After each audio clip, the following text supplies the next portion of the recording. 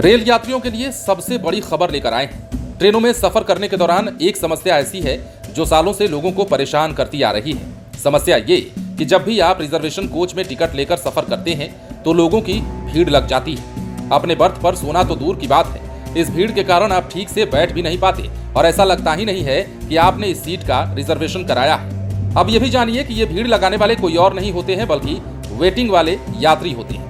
कभी कभी तो शौचालय से लेकर बोगी की आखिरी हद तक लोगों का जाम ऐसा लगता है कि ये रिजर्वेशन वाली कोच नहीं बल्कि जनरल कोच है। त्योहारों में हालात और भी बदतर हो जाते हैं, लेकिन अब अगर हम ये कहें कि रेलवे ने ऐसे लोगों को रिजर्वेशन वाली बोगी से बाहर करने का फैसला ले लिया है तो क्या आप खुश नहीं होंगे?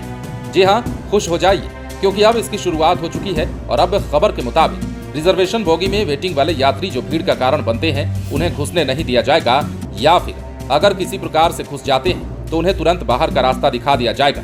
तो चलिए अब खबर हम आपको विस्तार से बताते हैं। ट्रेनों में प्रतीक्षा सूची बढ़ने की वजह से आरक्षित कोचों में भी यात्रियों की भीड़ बढ़ती जा रही है।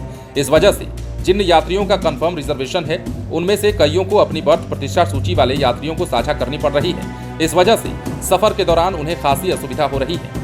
कंफर्म टिकट वाले यात्रियों की इस समस्या को देखते हुए उत्तर मध्य रेलवे के प्रयागराज मंडल ने विशेष जांच अभियान शुरू कर दिया है।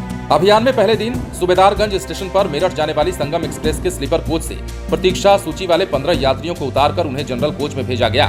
इस बीच प्रयागराज जंक्शन पर सीनियर डीसीएम हिमांशु शुक्ला के नेतृत्व में यात्रियों की बैठक हुई। स्टेशन निदेशक कक्ष में आयोजित बैठक में तमाम विभागों के अफसरों और कर्मचारियों ने शिरकत किया।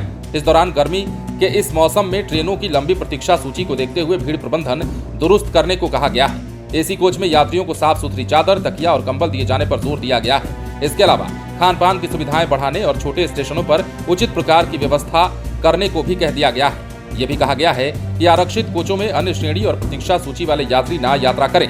यह भी कहा गया है कि प्रमुख स्टेशनों पर रेलवे का चेकिंग स्टाफ आरपीएफ के सहयोग से प्रतीक्षा सूची वाले यानी कि वेटिंग लिस्ट वाले यात्रियों को अनारक्षित कोच में जाने को कहें।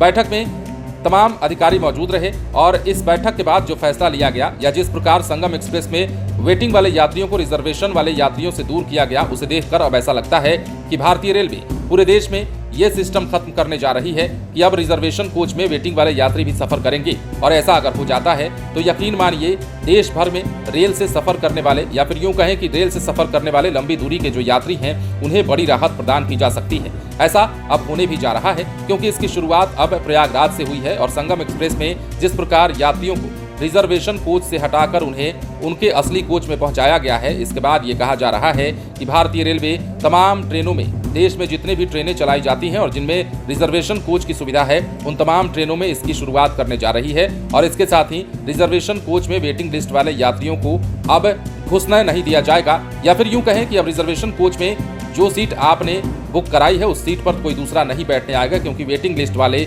रिजर्वेशन कोच में आपको नजर नहीं आएंगे। अब देखना होगा कि जिस प्रकार प्रयागराज में ये कार्रवाई हुई है, जिस प्रकार प्रयागराज में ये मुहिम छेड़ी गई है, ये मुहिम आने वाले दिनों में क्या भारतीय रेलवे तमाम रेल खंडों पर इस नियम को लागू करता है, इस मुहिम को चलाता है। बने रहें लाइव सिटीज के साथ।